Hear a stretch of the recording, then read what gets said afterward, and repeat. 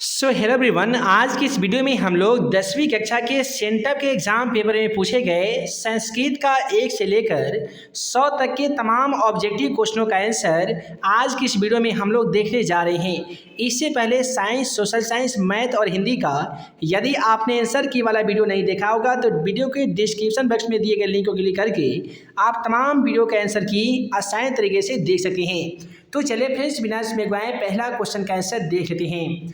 है दोस्तों, आज का पहला सवाल क्वेश्चन नंबर 1 कहता है कि गायिका में कौन सा स्त्री प्रत्यय लगा हुआ है। दोस्तों, गायिका में क्या होता है कि गाय के प्लस टाप से बनता है गायिका, इसलिए क्वेश्चन का राइट ऑप्शन बी हो जाएगा टाप। उसके बाद में अगला सवाल क्वेश्चन नंबर 2 को देखिए। क्वेश्चन नंबर 2 कहता है एक प्लस दा से कौन सा अव्यय बनेगा। दोस्तों, एक प्लस दा से एकदा बनेगा, इसलिए क्वेश्चन का राइट ऑप्शन ए हो जाएगा। उसके बाद में अगला सवाल क्वेश्चन नंबर 3 को देखिए कि हन प्लस ल्यूट से कौन सा पद बनता है। तो दोस्तों, आप सभी को बता दें कि ल्यूट एक प्रत्यय का नाम है और यह ल्यूट जिस भी शब्द में लगता है उसमें नम जुड़ता है। जैसे हन प्लस ल्यूट से यानी हन में जब नम जुड़ेंगे तो हनम हो जाएगा। क्वेश्चन का राइट आंसर ऑप्शन सी हो जाएगा। उसके बाद में क्वेश्चन नंबर 4 को देखिए कि पश्चती में कौन सा पश्चते में धातु क्या है। तो यहाँ पे क्वेश्चन नंबर 4 का राइट ऑप्शन ए हो जाएगा। पश्चते में जो धातु होता है जी वो दृश्य धातु होता है। उसके बाद में अगला सवाल क्वेश्चन नंबर 5 कहता है कि दुहितृ शब्द का रूप किसके समान चलेगा। तो यहाँ पे क्वेश्चन नंबर 5 का राइट ऑप्शन सी हो जाएगा, जमात्री के समान चलेगा। उसके बाद में कहता है कि आंग उपसर्ग निम्नलिखित में से किस पद में है। दोस्तों, क्वेश्चन नंबर 6 का राइट ऑप्शन बी हो जाएगा। आधा जो है इसमें आंग उपसर्ग लगा हुआ है। उसके बाद में अगला सवाल क्वेश्चन नंबर 7 को देखिए। यहाँ से अब बुक से क्वेश्चन चालू हो चुका है। कहता है कि शास्त्राकारः पाठ में कौन सा वर्ग से निष्क्रमण करती हैं। तो क्वेश्चन का राइट ऑप्शन बी हो जाएगा, शिक्षक। उसके बाद में अगला सवाल कहता है कि कनाद किस दर्शन के प्रवर्तक थे। दोस्तों, यह जो क्वेश्चन है संस्कृत साहित्य लेखिका चैप्टर से लिया गया है और क्वेश्चन नंबर 8 का राइट ऑप्शन डी हो जाएगा, वैशेषिक दर्शन। उसके बाद में अगला सवाल क्वेश्चन नंबर 9 को देखिए, मंगलम पाठ से लिया गया है और कहता है कि मंगलम पाठ में सत्य के मुख से पर्दा हटाने की प्रार्थना किससे की गई है। तो क्वेश्चन नंबर 9 का राइट ऑप्शन ए हो जाएगा, पूषण से। उसके बाद में क्वेश्चन नंबर 10 क्या कहता है कि शस्त्र कितने तरह के होते हैं। देखिए, क्वेश्चन नंबर 10 का राइट ऑप्शन डी हो जाएगा। शस्त्र जो है ये शस्त्रकारा पाठ से लिया गया है और उसमें बताया गया है कि शस्त्रों की संख्या 6 होती है। उसके बाद में कहता है कि पाणिनि कृतम न प्रसिद्धम, पाणिनि कृत का प्रसिद्ध क्या है। तो देखिए, क्वेश्चन नंबर 11 का राइट ऑप्शन डी हो जाएगा। पाणिनि का जो प्रसिद्ध है वो व्याकरण है। उसके बाद में क्वेश्चन नंबर 12 को देख लीजिए। क्वेश्चन नंबर 12 कहता है क्रिया बिना भारम किम, यानी क्रिया के बिना क्या भार के समान है। तो आपके नीति श्लोक का पाठ का काफ़ी ही सिंपल सा श्लोक कहता है ज्ञानम भारा क्रिया बिना, यानी क्रिया के बिना ज्ञान भार के समान है। उसके बाद में क्वेश्चन नंबर 13 को देखिए। क्वेश्चन नंबर 13 क्या कहता है कि क वैरम प्रवर्धयति में कौन वैर को बढ़ाता है, यानी कौन सा वैर को बढ़ाता है, कौन सा दुश्मनी को बढ़ाता है। तो दोस्तों, स्वार्थ जो है यह वैर को बढ़ा देता है। उसके बाद में क्वेश्चन नंबर 14 को देखिए। क्वेश्चन नंबर 14 कहता है कर्मवाच्य के कर्म में कौन सी विभक्ति होती है। तो क्वेश्चन नंबर 14 का राइट ऑप्शन ए हो जाएगा, कर्ता ने कर्म को, यहाँ पे प्रथमा विभक्ति होती है। उसके बाद में कहता है कि कठधाभरणम का विग्रह क्या हो जाएगा। कट्ठाभरणम का जब हम विग्रह करेंगे तो इसका जो विग्रह हो जाएगा वो कंठे आभरणम हो जाएगा। उसके बाद में क्वेश्चन नंबर 16 को देख लीजिए। क्वेश्चन नंबर 16 कहता है साधकतम करणम किस कारक का विधायक सूत्र है। दोस्तों, क्वेश्चन नंबर 16 का राइट ऑप्शन ये हो जाएगा, ये करण का विधायक रूप है। उसके बाद में अगला सवाल क्वेश्चन नंबर 17 को देख लीजिए। क्वेश्चन नंबर 17 क्या कहता है कलांतरेण का सही संधि विच्छेद क्या हो जाएगा। दोस्तों, क्वेश्चन नंबर 17 का राइट ऑप्शन सी हो जाएगा। कलांतरेण का यदि हम संधि विच्छेद करेंगे तो काल जोड़ आंतरेण हो जाएगा। उसके बाद में कहता है नि जोड़ गतम का सही संधि विच्छेद क्या होता है जी। तो याद रखिएगा, नि जोड़ गतम का सही संधि विच्छेद निर्गतम हो जाता है। उसके बाद में अगला सवाल क्वेश्चन नंबर 19 करता है समास में किसका मेल होता है। आप सभी को तो मालूम होगा कि दो या दो से अधिक पदों के मेल से बने पद को समास कहते हैं और इसमें विभक्ति रहित पदों का मेल होता है, इसलिए क्वेश्चन नंबर 19 का राइट ऑप्शन सी हो जाएगा। अब अगला सवाल क्वेश्चन नंबर 20 को देखिए, कहता है कि जले मग्नम का समस्त पद क्या हो जाएगा। जले मग्नम का मतलब होता है जलमग्न, इसलिए क्वेश्चन नंबर 20 का राइट ऑप्शन डी हो जाएगा जी, जलमग्न। उसके बाद में क्वेश्चन नंबर 21 से पूछा गया था कि सर्वतः के योग में कौन सी विभक्ति होती है। देखिए सर्वतः का योग में जो विभक्तियों की संख्या होती है वो द्वितीय होती है। क्वेश्चन का राइट आंसर ऑप्शन ए हो जाएगा। उसके बाद में कहता है औपिहितम में कौन सा उपसर्ग लगा हुआ है। तो औपिहितम में आप सभी को उपसर्ग बता दिए कि इसमें औपी उपसर्ग लगा हुआ है। औपी कैसे होगा, तो आप सभी को मालूम होगा कि जी उपसर्ग जो है किसी भी शब्द के पहले लगकर उसका अर्थ बदल देता है। जैसे कि औपिहितम में औपी उपसर्ग लगा हुआ है, अपिहितम एक शुद्ध शब्द था। उसके बाद में क्वेश्चन नंबर यहाँ पे हम लोग देखने जा रहे हैं 23 नंबर क्वेश्चन को। दोस्तों क्वेश्चन नंबर 23 कहता है कि साध्वी किस विभक्ति का रूप है। देखिए साध्वी में जो विभक्ति होती है ये चतुर्थी विभक्ति होती है, इसलिए क्वेश्चन का राइट ऑप्शन सी हो जाएगा, चतुर्थी। उसके बाद में क्वेश्चन नंबर 24 को देखिए कि पठ किस लकार का रूप है। दोस्तों पठ जो होता है लकार होता है ना जी, लकार यानी समय जो को लकार कहते हैं, निकाल कहते हैं। तो लकार जैसे लट लकार, लोट लकार, लंग लकार, वृद्धि लिंग, इस प्रकार से जो लकार होते हैं, तो उसी में से जो लोट लकार होते हैं, लोट लकार का ही शब्द होता है पठ यानी पढ़ना।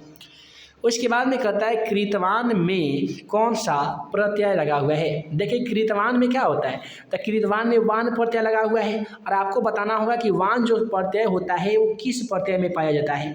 तो यहाँ पे अक्तवतु एक प्रत्यय होता है जिसके अंत में वान जुड़ता है, तो इसे कृतवान हो जाएगा, धनवान हो जाएगा। ये सब में क्या होता है, अक्तवतु प्रत्यय होता है। उसके बाद में क्वेश्चन नंबर 26 कहता है कि किस पद में तमप प्रत्यय लगा हुआ है। तो क्वेश्चन नंबर 26 का राइट ऑप्शन बी हो जाएगा, अल्पतम। अल्पतम में क्या होता है कि तमप प्रत्यय में मम जुड़ता है। क्वेश्चन नंबर 27 को देखिए कि भवानी में कौन सा स्त्री प्रत्यय लगा हुआ है। तो आप सभी को बता दें कि जो डीप प्रत्यय होता है इसमें दीर्घकार जुड़ता है किसी भी शब्द के अंत में। तो भवानी में कौन सा स्त्री प्रत्यय लगा हुआ है, तो डी प्रत्यय लगा हुआ है। उसके बाद में क्वेश्चन नंबर 28 को देखिए कि पटना का कौन सा नाम पाटल पुष्प की पुतलिका निर्माण के आधार पर रखा गया है। तो यहाँ पे क्वेश्चन नंबर 28 का राइट ऑप्शन डी हो जाएगा, पाटलिपुत्र का जो नाम है वो पटना रखा गया है पाटल पुष्पा नाम पुतलिका रचना के आधार पे। अब अगला सवाल कहता है कि किसके शासनकाल में पटना में कौमुदी महोत्सव मनाया जाता था। तो आप सभी को मंगलम पाठ के दूसरा जो बाद में चैप्टर है जिसका नाम है पाटलिपुत्र वैभवम, उसमें बता चुके थे कि चंद्रगुप्त मौर्य के शासनकाल में वहाँ की रक्षा व्यवस्था अति उत्कृष्ट थी, लेकिन कौमुदी महोत्सव जो मनाया जाता था वो शरद ऋतु में गुप्त वंश के शासनकाल में मनाया जाता था। अगला सवाल कहता है कि मंगलम पाठ का विदाहमेतम पुरुषम महानतम डॉट मंत्र किस उपनिषद से लिया गया है। तो दोस्तों यदि आप मंगलम पाठ का पांचों मंत्र को पढ़े होंगे तो मालूम होगा कि उसका एक अंतिम श्लोक कहता है विदाहमेतम पुरुषम महानतम तमसा परस्पराद विदित्व मेति मृत्यु मेति ना अन्य पंथ विद्य अनाय, यानी वेद ही एक सत्य है जिसे कोई झूठला नहीं सकता है और वेद की ज्ञानता को जानकर इंसान मृत्यु पर ही विजय प्राप्त कर सकता है। तो यह जो उपनिषद है ये श्वेतास उपनिषद से लिया गया मंत्र है। उसके बाद में कहता है कि दामोदर गुप्त ने महितिलकम किसको कहा गया है। तो महितिलकम किसको कहा है, पाटलिपुत्र को कहा गया है, यानी ये तिलक के समान महान नगर है। अगला सवाल है पाणिनि पिंगल इत्यादि आचार्य कहाँ परीक्षित होकर प्रसिद्ध हुए थे। दोस्तों आप सभी को बता दें कि पाटलिपुत्र वैभवम पाठ के आधार पर बताया गया है कि पाणिनि, पिंगल, ब्याड़ी, वरिचि इत्यादि लोगों ने पाटलिपुत्र में ही शिक्षा ग्रहण करके प्रसिद्धि पाई हुई है। उसके बाद में अगला सवाल क्वेश्चन नंबर 33 कहता है कि मध्यकाल में पटना कितना वर्ष पुराना हो गया था। तो दोस्तों यहाँ पे आप सभी को बता दें कि क्वेश्चन नंबर 33 का जो राइट आंसर हो जाएगा ऑप्शन ए हो जाएगा, 1000 वर्ष पुराना हो चुका था। उसके बाद में क्वेश्चन नंबर 34 को देखिए कि मंगलम पाठ में कैसों मंत्रों का संकलन किया गया है। आप सभी को बता दें कि मंगलम पाठ के जो रचनाकार है वो महर्षि वेद व्यास जी हैं, इस मंगलम पाठ में एक दो नहीं बल्कि पूरे 5 मंत्र संकलित है और इसमें सभी के सभी जो मंत्र हैं वो पदात्मक मंत्र हैं। क्वेश्चन नंबर 34 का राइट आंसर ऑप्शन ए हो जाएगा जी, पदात्मक। और इसके बाद में क्वेश्चन नंबर यहाँ पे 35 को देखिए कि एशिया महादेश का सबसे लंबा पुल कौन सा है। तो दोस्तों पाटलिपुत्र वैभवम पाठ के आधार पे बताया गया है कि एशिया का जो सबसे दीर्घ यानी लंबा पुल है वो गांधी सेतु पर पटना में स्थित है। क्वेश्चन का राइट आंसर गांधी सेतु हो जाएगा जो गंगा नदी पे बनाया गया है। उसके बाद में कहता है कि किन्होंने आलसियों को बाहर निकाला था, यानी किन लोगों ने आलसियों को बाहर निकाल दिया था। अलस कथा पाठ से ये क्वेश्चन उद्धृत है यानी लिया गया है। तो उसमें क्या होता है कि जितने भी धूर्त लोग होते हैं उनकी पहचान करने के लिए अलसशाला के मंत्रियों के द्वारा अलसशाला को घेर कर उसमें आग लगा दी जाती है, जिससे धूर्त लोग आग लगी को देखकर पलायन हो जाते हैं और 4 आलसी बच जाते हैं जिनको नियोगी पुरुष ने केस पकड़कर घिसते हुए बाहर निकाल देते हैं। और इसके बाद में कहता है अलसशाला में लगी आग की लपटों को बढ़ते हुए देखकर धूर्त लोग क्यों भाग गए।